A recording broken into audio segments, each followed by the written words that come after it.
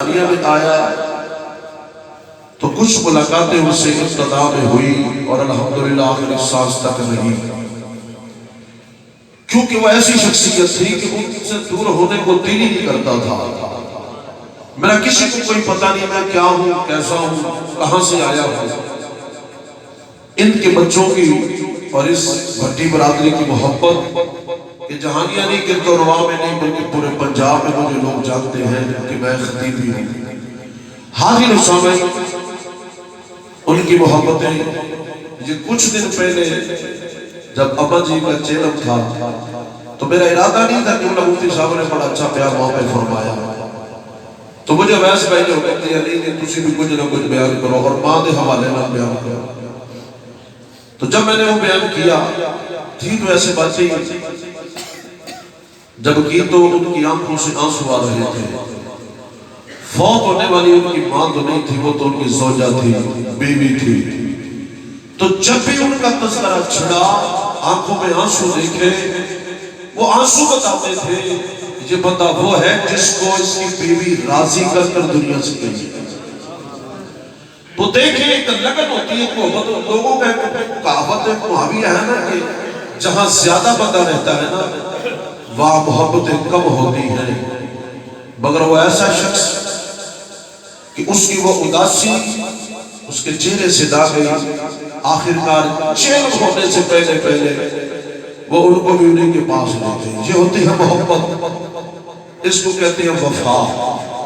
تو میں ایسی شخصیت کو خراج تحسین پیش کرتا ہوں کہ جنہوں نے زندگی گزاری، ہر بندہ ان کو اچھے لفظوں میں یاد کرتا ہے، جن کا خلوص بھی یاد رہے گا، جن کی پوری شخصیت یاد رہے گی، اور جو ان کے پاس پڑھے۔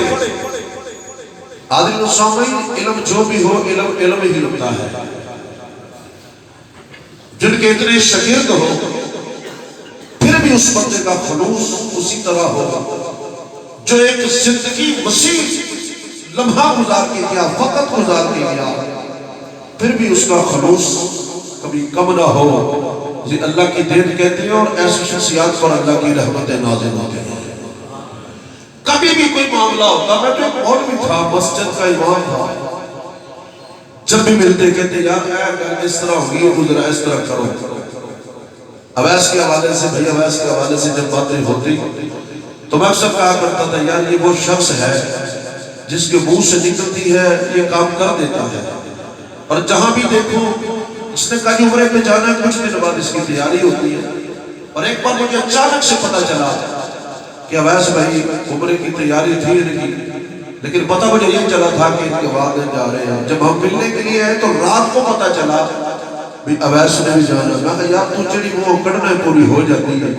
تو ساتھ کھڑے انہوں نے کہا جی ہاں یہ میرا کوئی بیٹا ہے جس کے منہ سے نکلتی ہے پوری ہو جاتی ہے۔ میں کہنا یہ چاہتا ہوں کہ بچوں کے اوپر بھی باپ راضی ہو اور بچے بھی اس باپ کے اوپر راضی ہو، یہ ایک تربیت، خلوص اور بڑے پن کی نشانی ہوتی ہے۔ میں نے کئی والدین ایسے دیکھے ہیں کہ جنہوں نے اپنے بچوں کو بڑی تربیت اچھی دی ہے، جو ان کے سائے کے نیچے آج بھی ہیں۔ اور اولاد کو بھی چاہیے کہ والدین کو گالیاں نہ نکالیں، والدین سے پیار کریں، محبت کریں، ان کو عام نہ سمجھیں۔ قرآن پاک کے اندر ہے وَوَالِدٍ وَمَا وَلَدَ، اللہ نے فرمایا مجھے بیٹے کے باپ کی قسم ہے۔ حاضرین و سامعین، اب مفسرین و محدثین نے اپنا فیصلہ دیا لیکن سوال بھی کیا مالک تیرا تو بیٹا نہیں، تو کسی کا بیٹا نہیں، لم یلد ولم یولد، تو کسی سے نہیں، تجھ سے کوئی نہیں، مالک یہ کس کی قسمیں اٹھاتا ہے؟ تو مفسرین نے یہاں کہا فرمایا کہ جو اللہ نے قسم اٹھائی ہے یہ آدم علیہ السلام اور ان کے بیٹوں کی ہو سکتی ہے۔ کسی نے کہا کہ نہیں یہ نوح علیہ السلام اور اس کے بیٹے کی ہوگی، ایک نے کہا نہیں یہ حضرت ابراہیم اور اسماعیل علیہ السلام کی محبت کی قسم ہے، ایک نے کہا مجھے ایسا لگتا ہے حضرت یوسف اور یعقوب علیہ السلام کی جدائی کی قسم ہے، ایک نے کہا مجھے ایسا لگتا ہے کہ باپ عبداللہ جیسا کوئی نہیں، بیٹا محمد جیسا کوئی نہیں۔ یہ قسم اللہ نے ان کی اٹھائی ہے، لیکن یہاں پر ایک اور محدث بولا، اس نے کہا اللہ نے یہاں پر کسی کا نام نہیں لیا. مطلب کیا؟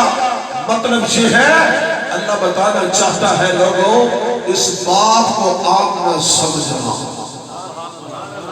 مالک کون ہے؟ فرمایا اس کو جھڑکیاں نہ دینا، اس کو آنکھیں نکال کے پھاڑ پھاڑ کے نہ دیکھنا، اس کا دل نہ دکھانا، اس کو مایوس نہ کرنا. فرمایا اس کو گالیاں نہیں دینی، اس کو مارنا نہیں، اس کو جنات کی خاطر قتل نہیں کرنا. مالک کون ہے؟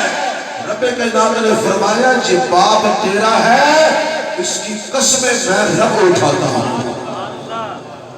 یہ باپ تیرا ہے، اس کی قسمیں میں رب اٹھاتا ہوں. حاضر و سامعین اب یہی سے اندازہ لگائیں ہمیں اللہ سے پیار ہے، ہم اللہ کی قسم اٹھاتے ہیں، بے اعتبارے کو اعتبار میں لے آتے ہیں، نو مطمئن کو مطمئن کر لیتے ہیں.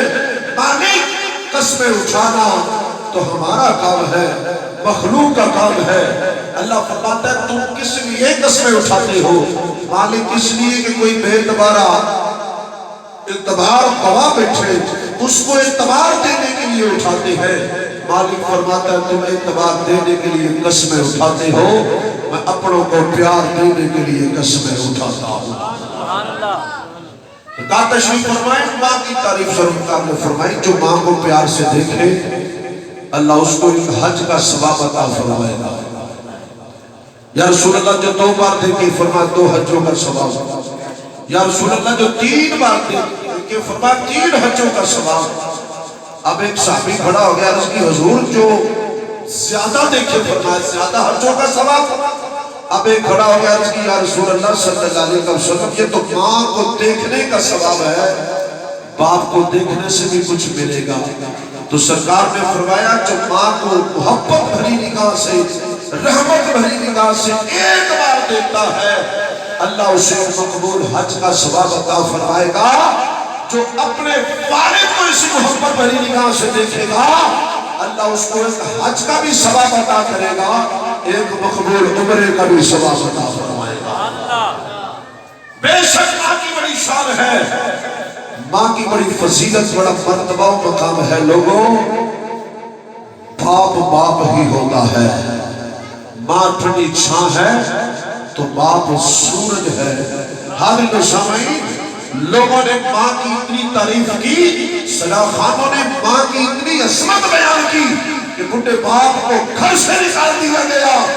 یاد رکھو ماں کو راضی تو کر لو گے، جب تک باپ راضی نہیں ہوگا نہ تمہارا رب راضی ہے نہ تمہارا رسول راضی ہے.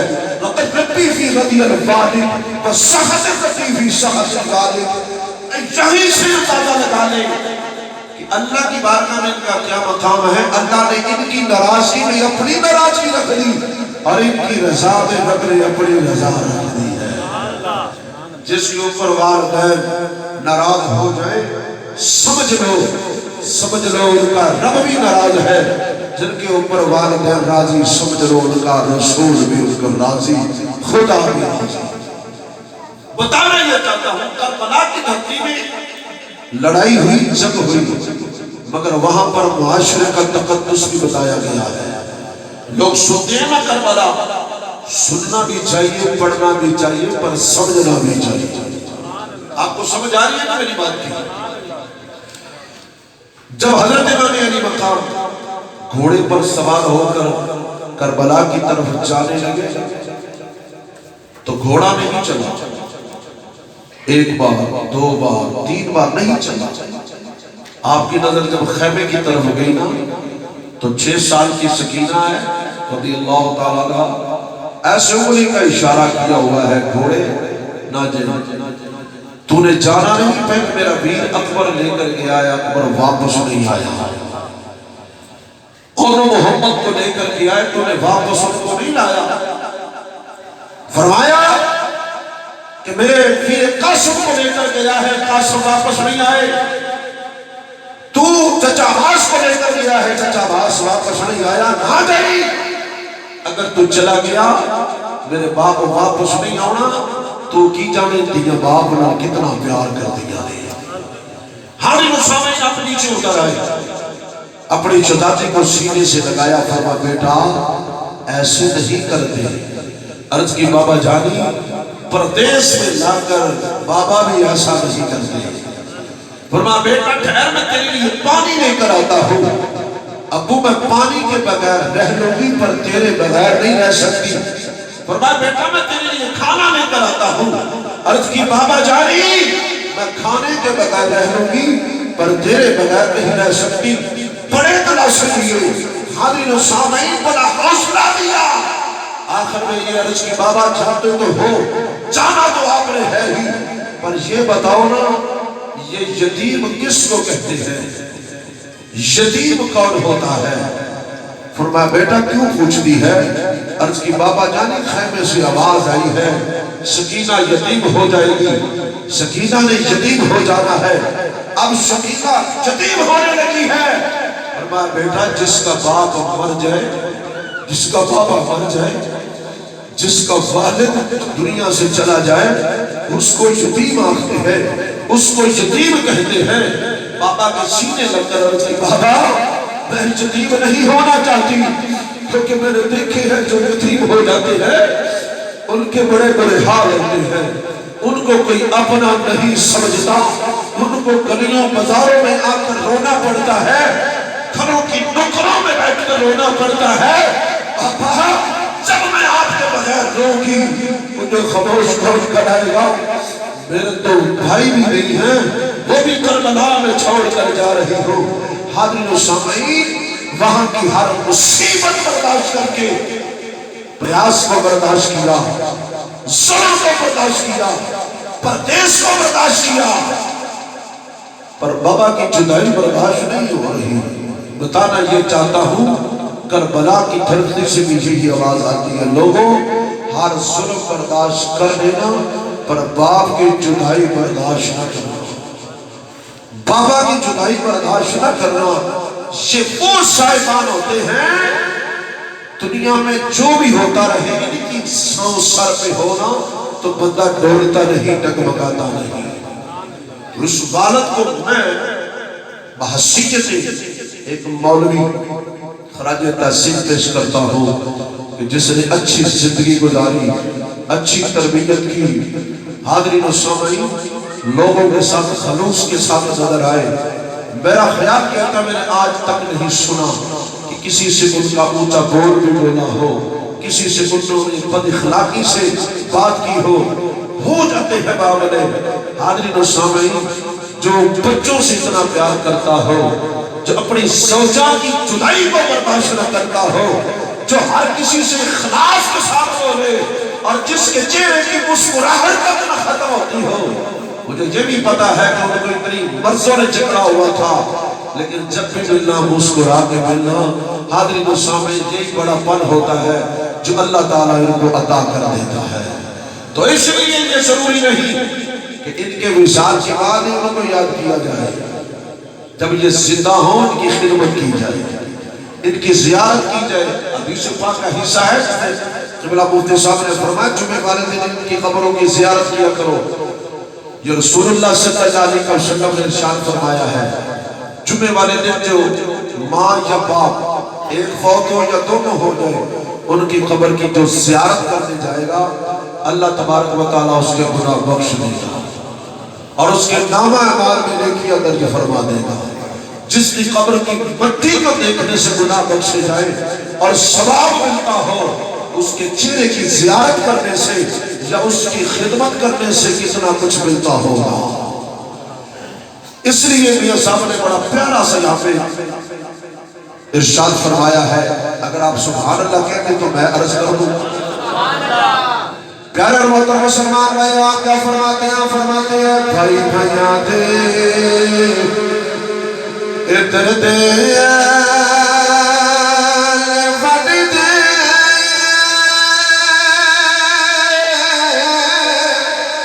اتے بھائی بھائیاں دیاں باواں